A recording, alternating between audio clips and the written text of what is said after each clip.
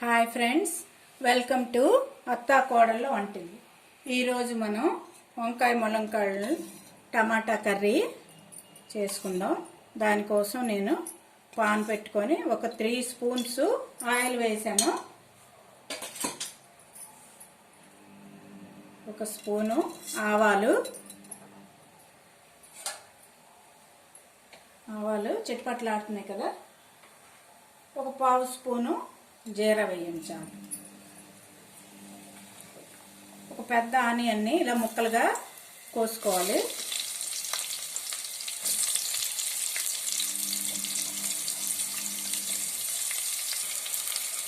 Onion వేగుతున్నప్పుడే ఒక చిన్న spoon అల్లం వెల్లుల్లి పేస్ట్ వేసుకుంది.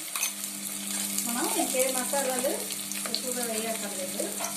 అల్లం వెల్లుల్లి పేస్ట్ వేసి కొంచెం కలుపుకొని వేయించుకోవాలి. ఇప్పుడు ములంకాళ్ళు ఇవి పెద్దవి, ఒక 3 ములంకాళ్ళ ముక్కలు ఇవి కూడా వేయించుకుందాం. అలాగే ఒక 3 వంకాయలు ముక్కలుగా కోసుకొని వేసుకుందాం. ఇవి కూడా బాగా కలిపి ఒక 2 మినిట్స్ వేగించాలి. వేగినప్పుడు ఒక 3 టమాటాలు పెద్దవి ముక్కలుగా కోసి వేసుకోండి.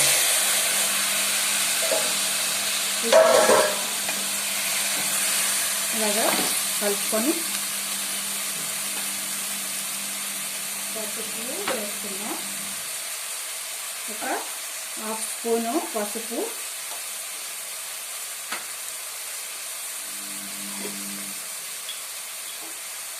టేస్ట్కి తగినంత కారం, మిర్చి పౌడర్ 1.5 స్పూన్ వేసాను నేను.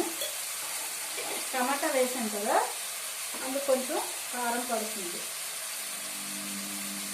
అలాగే టేస్ట్కి తగినంత సాల్ట్ కూడా వేసుకుంది.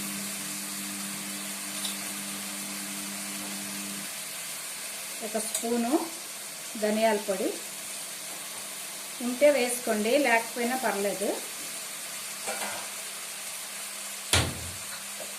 పేస్ట్ బాగానే ఉంటుంది. అల్లం వెల్లుల్లి పేస్ట్ వేసాం కదా, బాగానే ఉంటుంది.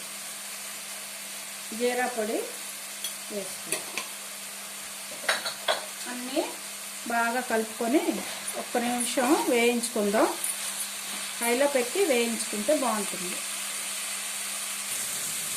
అన్నీ బాగా వేగాయి కదా.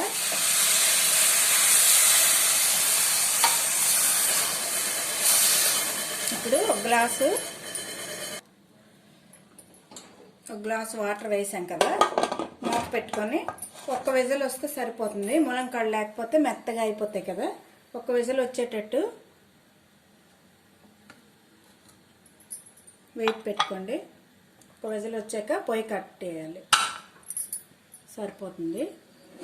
ఇది వంకాయ వేయడం వల్ల టమాటా వేసాం కదా, ముద్దలాగా ఉంటుంది. మనకి రోటీలోకి, రైస్లోకి అన్నిట్లో కూడా చాలా బాగుంటుంది ఈ కర్రీ. 1 విజిల్ వేయించుదాం.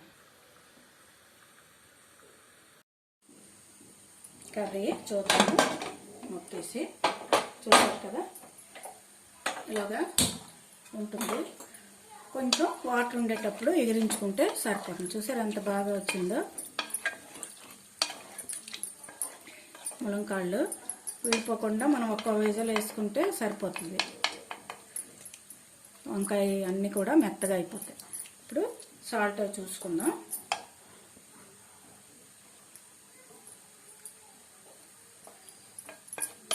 సరిపోయింది. కొంచెం వాటర్ తగ్గే వరకు ఎగిరించుకుందాం. చూసారా ఎంత బాగా అయిందో. ఇప్పుడు పొయ్యి ఆఫ్ చేసుకుందాం. ఇలాగా టమాటా వంకాయ ములంకాడ కర్రీ చాలా బాగుంటుంది. ఇలా ట్రై చేయండి.